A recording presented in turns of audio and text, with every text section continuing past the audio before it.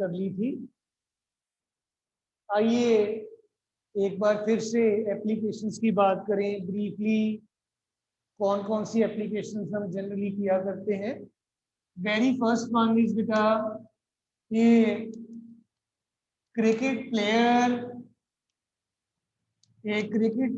lowers his hands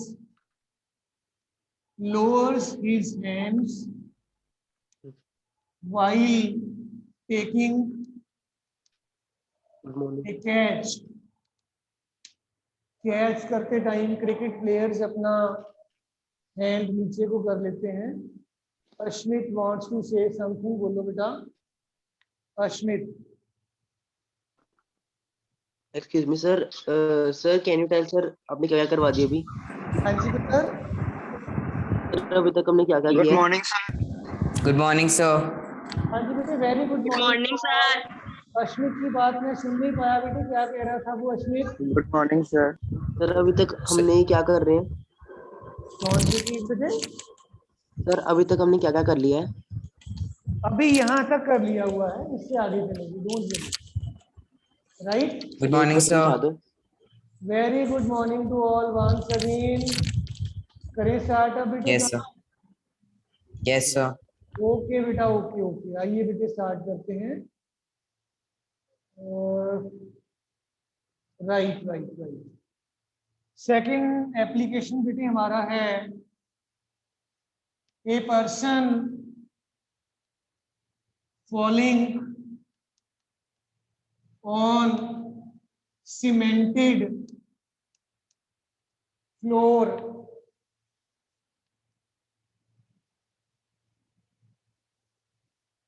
gets injured। जो कोई person cemented floor पे अगर गिरता है उसको इंजरीज हो जाती हैं, ऐसा क्यों है? Third, vehicles are provided with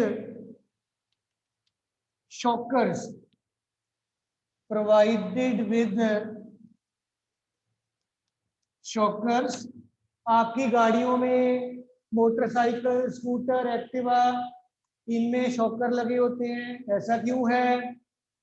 fourth point है ग्लास वेयर या चाइना वेयर। ये जो ग्लास की जितनी भी आइटम्स आती हैं, यह एक स्पेशल सा मटेरियल होता है जिसका घर में सिंक वगैरह लगा होता है, वो सारे बेटे इनको these are wrapped in straw और paper.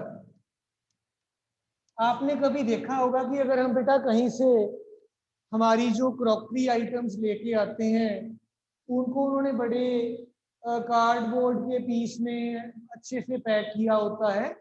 What are the basic reasons for these all points बेटा? आइए वन बाय वन बेटे बात करके देखिए। क्रिकेट प्लेयर की बात हमने लास्ट टाइम की भी थी, मैं फिर भी बेटा एक बार रिपीट ही कर रहा हूं, कह लो आप। ये क्रिकेट प्लेयर का केस है, मान लीजिए ये क्रिकेट बॉल जो है it is approaching towards the person, जिस पर्सन ने इसको कैच करना है, प्लेयर ने कैच करना है रादर इसको। एंड इमेजिन कर लीजिए ये वो प्लेयर है जो कैच पकड़ने के लिए बिल्कुल रेडी है और उसने इस कैच को कुछ इस तरीके से पकड़ा। Right, the moment the person will take the catch, ये बॉल की कुछ इनिशियल स्पीड या वेलोसिटी डेफिनेटली होगी, इसका मास भी कुछ ना कुछ होगा। जब ये प्लेयर के हैंड्स के टच में आ जाएगा इट विल बी हैविंग से वेलोसिटी v। जब उसने कैच को पकड़कर नीचे ले जाकर हाथ अपने रेस्ट पे ले आया तो बॉल की वेलोसिटी 0 हो जाएगी बेटा कैच को पकड़ने में और अपने हैंड्स को ऐसे नीचे लेके जाने में जो टाइम है, इमेजिन कर लीजिए ये टी सेकंड्स के बराबर टाइम जो है ये बेटा लग गया। Glassware are wrapped in straw और पेपर, स्ट्रॉ और पेपर बेटा, राइट बेटे। देन जब बेटे क्रिकेट प्लेयर ने कैच को पकड़ा, पकड़ने के बाद वो अपने कैच को हैंड्स को नीचे लेके गया, टी टाइम लग गया हैंड्स को नीचे लेके जाने के लिए। देन आप लोगों ने किया था फोर्स जो है m into initial and final velocity का difference divided by t, f is equal to m into A से किया था ना हमने बेटा। अब जब क्रिकेट प्लेयर ने अपने हैंड्स में बॉल को पकड़ा, इसकी इनिशियल वेलोसिटी को आपने v बोला है, ये देखिए राइट। जब उसके हैंड्स नीचे चले गए, रुक गए, फाइनल वेलोसिटी कितनी हो गई पुत्र? रोल नंबर 11 को मैं देख पा रहा हूं, कितनी हो गई? 0। Yes good. तो फाइनल वेलोसिटी बेटा 0 हो गई। अब आप क्या करिए, इन वैल्यूज को अपने फॉर्मूला में पुट कर दीजिए, सब्स्टिट्यूट कर दीजिए। आइए देखें करके। हमारा फोर्स जो है it will be m, v आपका 0 आ गया, u आपका v के बराबर था, डिवाइडेड बाई t हो गया जी। अगर मैं थोड़ा रीअरेंज कर दूं टर्म्स को, देन मेरे पास जो बेटा फोर्स है, इस फोर्स की अगर बात करें तो ये बेटा F is equal to minus m into v upon t. Negative sign indicate कर देता है कि बॉल की जिस तरफ वेलोसिटी है, ठीक है जी, हैंड्स को जो फोर्स एक्ट कर रही है वो अपोजिट डायरेक्शन में है। 43 roll number 9th B class, आप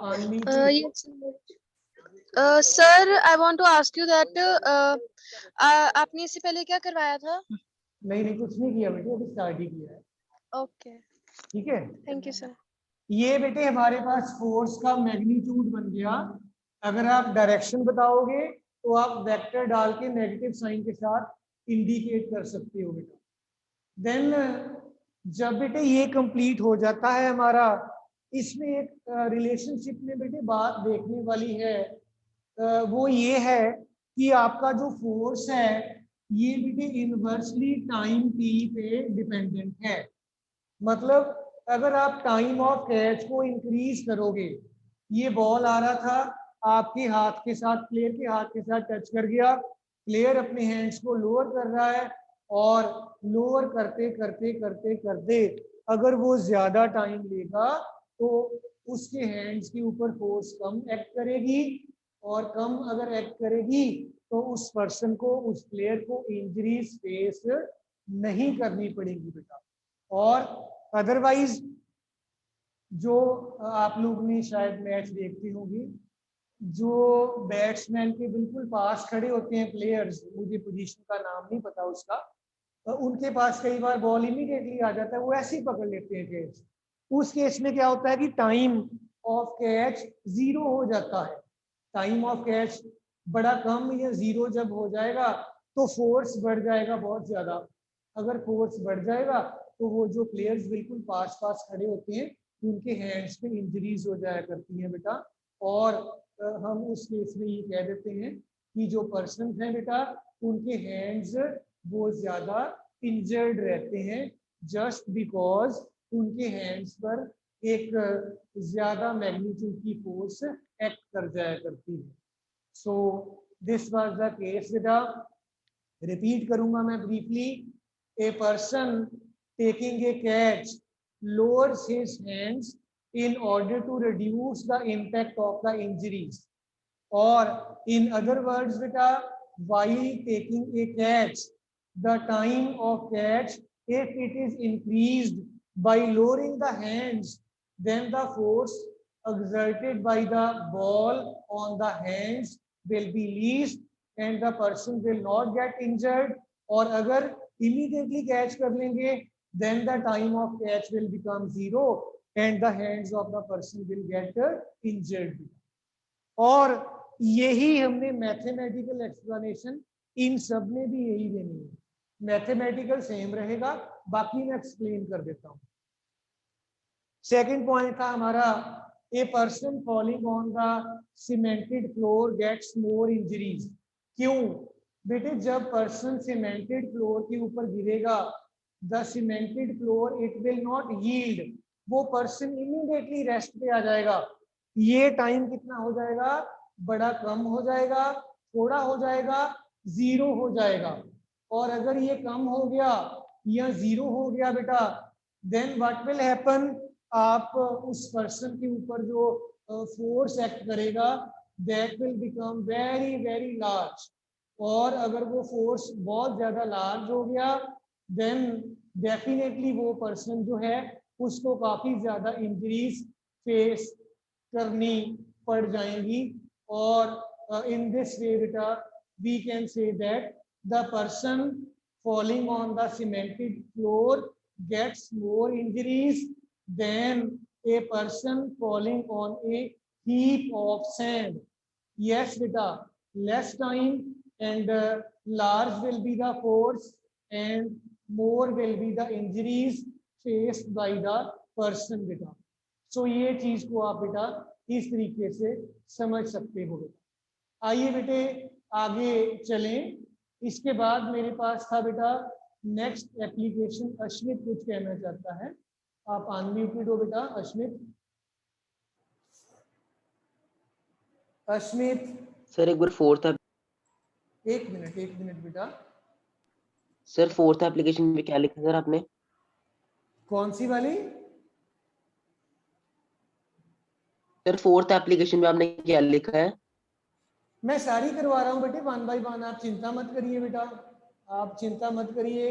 एक एक एप्लीकेशन डिटेल में करवा के फिर ही आगे जाऊंगा मैं, don't worry. Any other child having any other point और प्रॉब्लम? चलें जी आगे देन। ओके बेटा, आइए आगे चलते हैं। थर्ड एप्लीकेशन था vehicles are provided with the shockers बेटे। हमारे इवन साइकिल में भी जो आपका सीट रहता है, सीट के बिल्कुल लोअर एंड पे 2 बड़े बड़े स्प्रिंग लगे रहते हैं। वो स्प्रिंग एज शॉकर्स बिहेव करते हैं। और बाकी आपके स्कूटर, मोटरसाइकिल, एक्टिवा वगैरह में काफ़ी ज़्यादा हैवी शॉकर्स लगे हुए होते हैं। और वो जो शॉकर्स हैं बेटा वो यस यस यस, जो शॉकर्स हैं बेटा, जब आपका व्हीकल किसी बहुत ही ज़्यादा डैमेज्ड रोड पे चलता है, वो जर्क लगते हैं आपको। वो टाइम ऑफ जर्क को काफ़ी ज़्यादा कम कर देता है, क्योंकि स्प्रिंग खुद कंप्रेस या इलोंगेट हो जाएगा। जब आपका व्हीकल किसी बैड रोड पे चलेगा तो स्प्रिंग उसका जो है ऐसे ऐसे बेटे एडजस्टमेंट कर लेगा, उससे जो टाइम है इट विल बिकम बेटा लेस। और जो राइडर है, राइडर को बेटे इंजरीज जो है वो फेस नहीं करनी पड़ेगी। सो इन दिस वे बेटा we can say that if a person is बेटा having the vehicle moved on the damaged road, then beta on the damaged road the time of jerk which is reaching the rider that will get beta reduced, और अगर sorry increased, reduce नहीं increased, और अगर वो increase हो गया then automatically force जो है दैट विल बिकम लेस, और जो राइडर है उसको इंजरी फेस नहीं करनी पड़ेगी। इसके बाद बेटा हमारे पास बात आ जाती है ग्लास वेयर और chinaware. Tanisha 9th B class, आप अनम्यूटेड हो बेटा।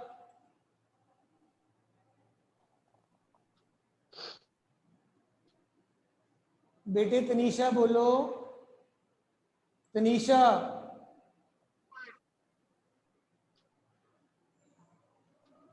कोई बात नहीं है, ओके। देन बेटे इसके बाद हमारे पास आ जाती है बात ग्लास, हाँ जी बेटे, ओके, ग्लासवेयर और chinaware, these are wrapped in straw और पेपर। जब आप इसको पेपर या स्ट्रॉ में रैप करोगे तो क्या हो जाता है, टाइम ऑफ जर्क जो है दैट बिकम्स मोर। जब आप ट्रांसपोर्ट करते हो ग्लास की या चाइना वेयर की आइटम्स को from one place to another place, और आपने इनको पेपर में या स्ट्रॉ में रैप कर रखा है, तो जब ये एक दूसरे के अगेंस्ट कोलाइड करेंगे तो क्या होगा, जो टाइम ऑफ कोलिजन है ये इंक्रीज कर जाएगा। और अगर ये इंक्रीज कर जाएगा, फोर्स इनवर्सली टाइम पे डिपेंडेंट है, फोर्स विल बिकम लेस, और अगर फोर्स लेस हो जाएगी तो वो टूटेगी नहीं। और आपके जो है दिया हंडा इज आस्किंग कि ये टाइम कैसे इंक्रीज कर गया। ध्यान दीजिएगा, एक ये ग्लास की आइटम है, एक ये है, इनके बीच में ये सारा पेपर या स्ट्रॉ है। जब ये एक दूसरे से टकराएंगे तो जो काम स्प्रिंग करता है वही काम ये पेपर या स्ट्रॉ कर रहा है।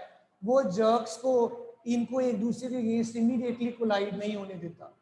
सो इन दिस वे बेटा वी कैन से दैट बेटा टाइम टी जो है ये आपका बढ़ जाएगा, और टाइम टी बढ़ने से क्या है, आपका फोर्स कम हो जाएगा, और फर्दर मोर हमारे जो आइटम्स हैं वो इंटैक्ट रहेंगे, ब्रेक नहीं होंगे बेटा। क्लियर टू ऑल बेटा? यस बेटे dear children. Roll number 5 9th B class, आप अनम्यूटेड हो बेटा। एक्सक्यूज मी सर, फोर्थ वाला पॉइंट दोबारा समझा दो। हाँ जी समझ लीजिए बेटा, फोर्थ वाला पॉइंट समझ लीजिए। ये मेरे पास बेटे चौक का बॉक्स है, कार्डबोर्ड का बना हुआ है ये। इसके अंदर अगर मैं एक ग्लास की आइटम प्लेस कर दूं और एक ग्लास की आइटम इसी तरीके से किसी और चौक के बॉक्स के अंदर रख दूं, जब ये टकराएंगे एक दूसरे के साथ तो ये जो पर्टिकुलर मटेरियल है उनको एकदम से कोलाइड नहीं होने देगा। इनके बीच में कोलिजन का टाइम जो टी है इसको बढ़ा देगा। अगर ये टाइम को बढ़ा देगा तो बेटे फोर्स ग्लास की आइटम्स पे जो लग रही है वो कम हो जाएगी, और अगर वो कम हो जाएगी वो टूटेंगे नहीं बेटा। So this is how we can explain this बेटा। राइट बेटा? लवलीना बोलिए, लवलीना। सर शॉकर वाली एप्लीकेशन एक्सप्लेन कर दो। ओके बेटा, शॉकर वाली एप्लीकेशन में जब आपका व्हीकल बैड रोड पे चलेगा तो बैड रोड पे चलने से शॉकर्स अपने आप को इलोंगेट या कंप्रेस कर लेते हैं, और वो जर्क को राइडर तक पहुंचने में डिले कर देते हैं, टाइम को बढ़ा देते हैं। अगर टाइम बढ़ जाएगा तो राइडर को फोर्स फेस नहीं करनी पड़ेगी और राइडर को इंजरीज नहीं होंगी बेटा। So this is how we can explain this point बेटा। Lovlina, is it clear now? Lovlina,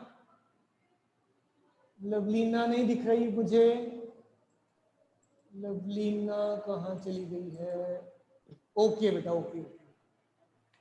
तो ये बच्चों हमारी कुछ एप्लीकेशन थी Newton's second law of motion की।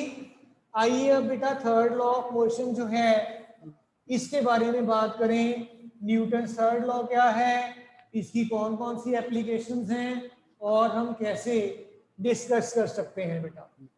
आइए देखें न्यूटन्स थर्ड लॉ बेटा। आई थिंक हमने स्टेटमेंट पार्ट इसका पहले शायद किया भी था, मुझे थोड़ा थोड़ा लग रहा है। अगर किया है तो दोबारा कर लीजिए, कोई बात नहीं।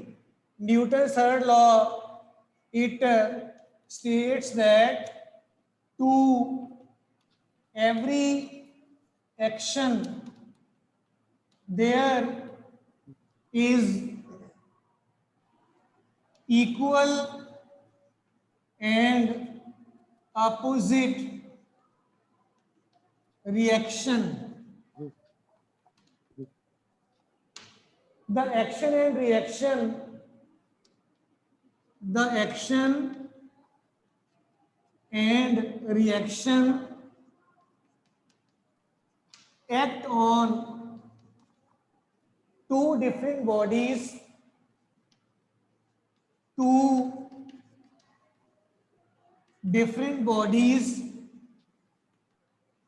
and do not cancel out each other. Cancel out each other. आइए देखें कैसे। एक आप टेबल इमेजिन कर लीजिए कि ये टेबल का सरफेस है कोई। इस टेबल के सरफेस पे आपने एक मान लीजिए बुक प्लेस कर रखी है। ये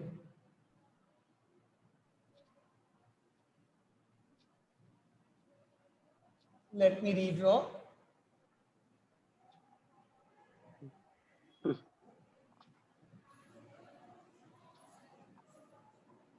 नहीं बन रहा, लेट मी, एक मिनट बेटे, एक मिनट प्लीज वेट करिएगा। हमने टेबल की सरफेस पे कोई ये चीज रख दी, कोई ऑब्जेक्ट प्लेस कर दिया दिस वे। इस ऑब्जेक्ट की वजह से एक टेबल की सरफेस पे फोर्स लगेगा डाउनवर्ड डायरेक्शन में, और ये फोर्स m इंटू जी के बराबर होता है। ये आप लोग जानते हैं, एक्सेलरेशन ड्यू टू ग्रेविटी की वजह से ये फोर्स होता है। इसकी वजह से इस ऑब्जेक्ट के ऊपर एक रिएक्शन लगेगा अपवर्ड डायरेक्शन में। सो एक्शन आपका जो है ये टेबल की सरफेस पे है, और जो आपका रिएक्शन है ये इस ऑब्जेक्ट पे है।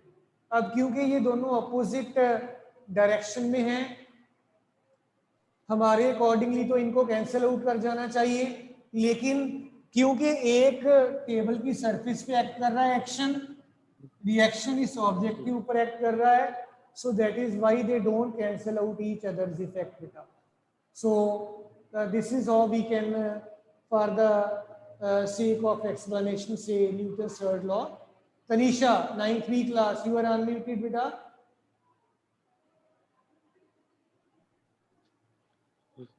Eleven roll number. Yes, sir. बोलिए पुत्र।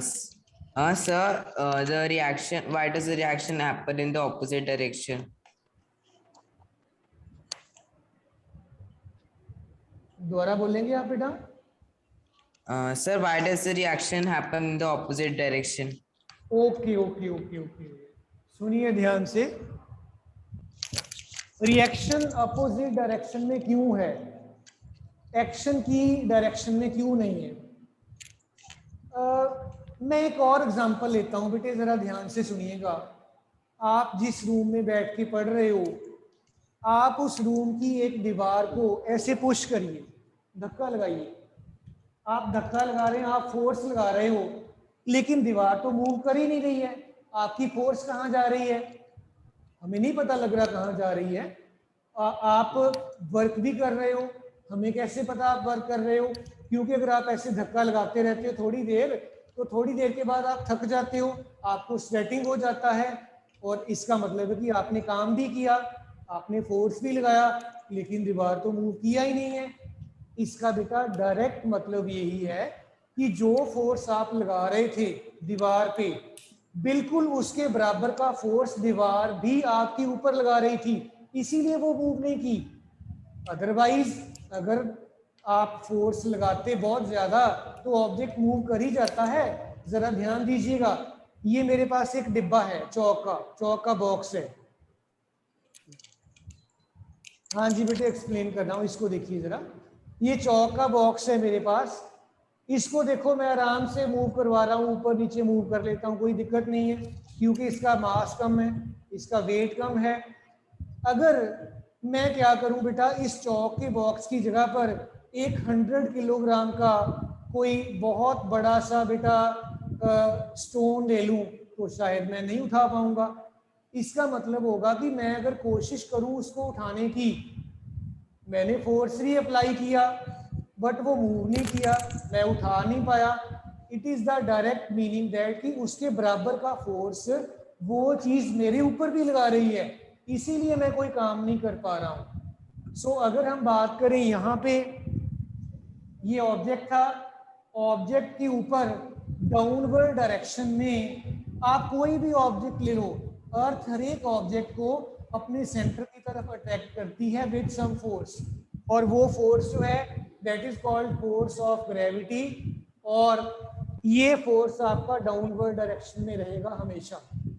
अब ध्यान दीजिएगा, अगर ये फोर्स आपका लगता रहता then what would have happened, इस फोर्स की वजह से ये ऑब्जेक्ट ने नीचे चला जाना था, लेकिन टेबल इसको जाने से रोक रहा है, टेबल बीच में आ गया ना, इसका मतलब है कि टेबल जो है वो इसके बराबर फोर्स अपोजिट डायरेक्शन में लगा रहा होगा, तभी नहीं मूव कर रहा। जरा ध्यान दीजिएगा इस तरफ, ये मेरे पास एक चौक का पीस है, राइट, इसको मैं यहां से छोड़ रहा हूं, ये नीचे जा रहा है, नीचे वाले हैंड को देखना मेरे को, ये नीचे वाले हैंड ने उसको रोक लिया, इसका मतलब क्या है, जो फोर्स नीचे लग रहा है ये वाला हैंड मेरा उतना फोर्स ऊपर लगा रहा है। अब इस चौक ने मेरे हैंड पे फोर्स नीचे को लगाई, मेरे हैंड ने चौक के ऊपर को फोर्स लगा दी, दोनों ने कैंसिल आउट कर दिया, और आपका चौक इसके ऊपर अब नेट फोर्स कितना है, 0, इसीलिए नहीं मूव कर रहा, it is not at all now accelerating. So that is how we can justify that बेटा एक्शन और रिएक्शन दोनों बराबर भी होते हैं और दोनों अपोजिट होते हैं और दोनों डिफरेंट बॉडीज पे एक्ट करते हैं। आपको क्वेश्चन भी पूछा जाता है, अगर बच्चों ये डिफरेंट बॉडीज पे एक्ट करेंगे तो ये कभी भी कैंसिल आउट नहीं होंगे। आप ये नहीं कह सकते कि ये जी एक्शन है ये रिएक्शन है, दोनों खत्म हो गए कैंसिल हो गए, नो, एक्शन हाथ पे है, रिएक्शन चौक पे है, राइट। 11 रोल नंबर पुत्र, यस सर। बिल्कुल सर इट clear इज हो गया? लाइक कि अगर सर इट इज लाइक कि अगर हम किसी ऑब्जेक्ट पे उतना फोर्स लगा सकें कि वो हमें वो उसका फोर्स हमारा फोर्स से ज्यादा हो जाए, तो हम तब भी उस ऑब्जेक्ट को मूव कर सकते हैं। फिर बेटे कोई भी ऑब्जेक्ट मूव ही तब करेगा, आपको याद होगा हमने बात की थी कि जब तक किसी ऑब्जेक्ट के ऊपर कोई नेट फोर्स नहीं लगता ऑब्जेक्ट आपका मूव ही नहीं करता, अदरवाइज तो फोर्सेस बैलेंस फोर्सेस रहेंगी। अगर फोर्सेस ओके बैलेंस सर। हैं तो फिर तो आपका ऑब्जेक्ट जो है that is not under the action of any force, वो मूव ही नहीं करता, right. Okay sir, thank you sir. Ashmit का बोलो, अश्मित। Excuse me sir. हाँ जी, सर एक बार ना सर मतलब सर एक बार अभी सब न्यूटन सेकंड लॉ को एक बार रिपीट कर दो सर, ये बोर्ड क्लियर नहीं आ रहा मेरे फोन में, बोल दो सर, डिटेल कर न्यूटन दो। सेकंड लॉ हमें कहता है कि अगर किसी ऑब्जेक्ट के ऊपर आप फोर्स अप्लाई करते हैं तो वो फोर्स ऑब्जेक्ट के मोमेंटम की चेंज के रेट के प्रोपोर्शनल होगा। I mean to say that force acting जो है that is directly proportional to change in the momentum divided by the time taken, ये प्रोपोर्शनलिटी साइन है। क्लियर? सर डेफिनेशन एक बार बोल दो हाँ जी, जो बोर्ड पे लिखी है। सर एक बार डेफिनेशन बोर्ड पे जो लिखी है वो बोल दो। नहीं डेफिनेशन नहीं पुत्र, स्टेटमेंट कहते हैं इसको, सुनिए। According to Newton second law the force acting on any object is directly proportional to the rate of change of momentum of that object बेटा, right.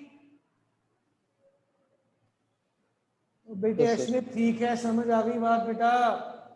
Yes sir. Yes sir. चलें आगे अब, यस यस सर। कहते हो? Yes dear yes sir. Children, okay okay. अब बेटे third law की applications हैं, आइए देखें इनको भी ब्रीफली। थर्ड लॉ की एप्लीकेशन से पहले बेटा मैं मोमेंटम कंजर्वेशन भी आपको बता दूं, फिर इकट्ठी कर लेंगे। लवलीना भी कुछ कहना चाह रही है, आई थिंक। लवलीना बोलो बेटा। लवलीना आपको, हाँ जी। Excuse me, sir. बोलिए बोलिए। सर एक्शन रिएक्शन वाला स्टेटमेंट एक बार एक्सप्लेन कर दो एग्जांपल के साथ। मतलब दोबारा बोलिए। मेरा कनेक्शन हुआ था। सर एक्शन एंड रिएक्शन वाली स्टेटमेंट एक्सप्लेन कर दो ओके, एग्जांपल के साथ। एक्शन एंड रिएक्शन वाली स्टेटमेंट जो आप कह रहे हो ना, ये बेटे न्यूटन थर्ड लॉ में है। इसमें हम कहते हैं to every action there is equal and opposite reaction and these two are acting on the two different bodies. बेटा जिस डायरेक्शन में आपका, जिस बॉडी पे आपका एक्शन है, जो रिएक्शन है बेटा वो उस बॉडी पे नहीं होगा, वो डिफरेंट बॉडी पे होगा और दोनों अपोजिट एक्ट करेंगे। राइट बेटा? यस बेटे डियर चिल्ड्रन। ओके, इसके बाद बेटे मेरे पास बात आ जाती है। ओके ओके नाइस बेटा। देन बेटे इसके बाद मेरे पास कंसेप्ट आ जाता है बेटा प्रिंसिपल ऑफ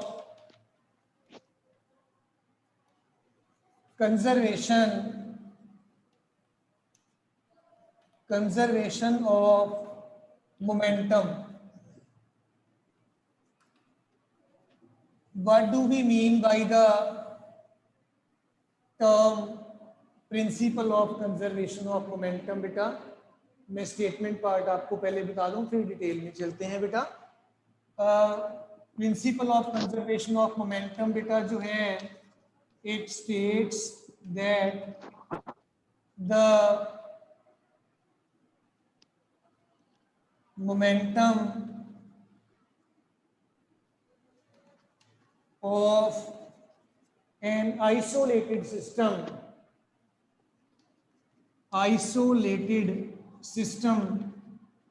remains conserved। या आप ऐसे भी कह सकते हो बेटा, if no external force acts on the system,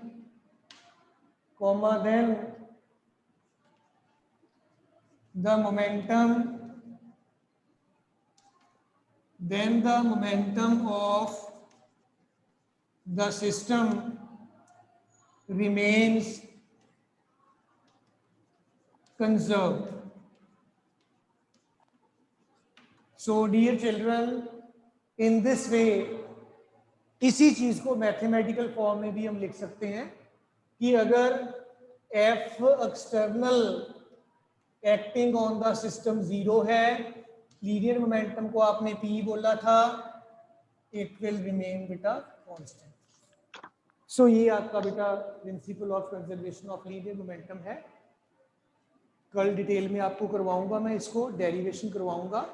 so that's all from my side for the day बेटा। अगर आप लोग कुछ बोलना बताना चाहते हो तो you are most welcome, otherwise statement को आप एक बार पढ़ लीजिएगा। कल बेटे फिर डिटेल में इसकी बात करते हैं। So thumbs up from my side to you all. Thank you all.